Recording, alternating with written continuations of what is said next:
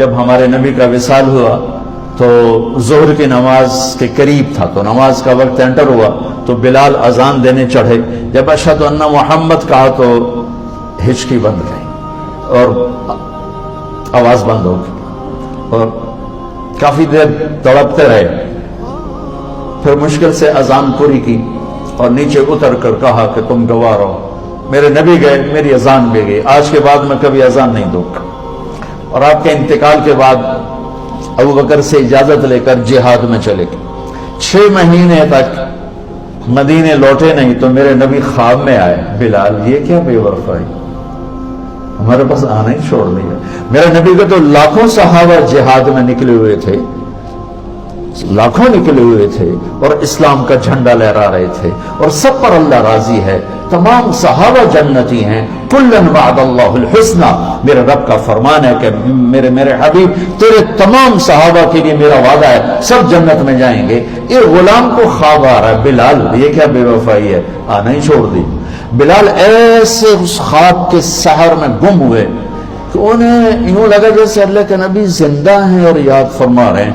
انہوں نے اسی وقت اونٹنی تیار کی، 3 ہفتے کا سفر 1 ہفتے میں کیا، دن رات اونٹنی کو بھگایا اور مدینے میں انٹر ہوتے ہی نعرے لگانے شروع کر، یا رسول اللہ میں آ گیا، میں آ گیا. جب قریب پہنچے تو پھر خیال ہے کہ آپ تو فوت ہو چکے ہیں. پھر اس کی چیخ نکلی، قبر سامنے تھی اس وقت، اور جا کے قبر پہ گر گئے ایسے. کہا یا رسول اللہ میں تو آ گیا ہوں، آپ کہاں؟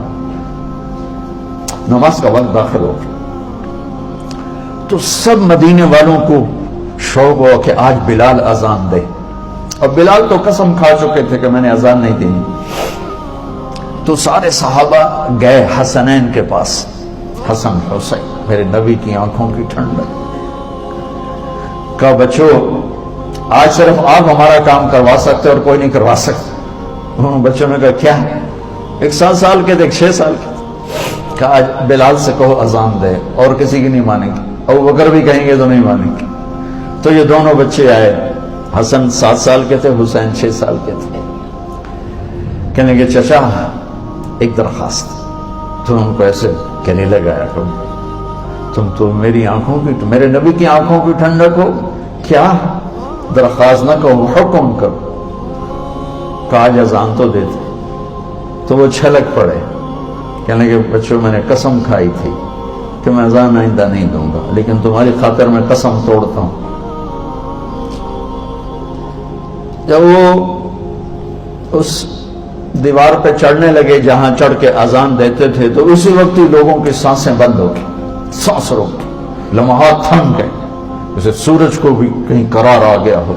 اور سب کی نظریں ایسے لگی ہوئی تھی، ایسے لگی. ایک انصاری عورت کا گھر تھا مسجد کے ساتھ، اس کی چھت پہ چڑھ کے اذان دیتے. بس انہوں نے اتنا ہی کہا اللہ اکبر تو مدینے میں ماتم بچ گیا اور چیخ و پکار مچ گئی اور عورتیں چیختی ہوئی گھروں سے باہر نکل آئیں اور یوں لگا جیسے اللہ کے نبی کا زمانہ واپس آ گیا. یہ عزت اس غلام کو کہاں سے ملی ہے؟ در مصطفیٰ سے ملی.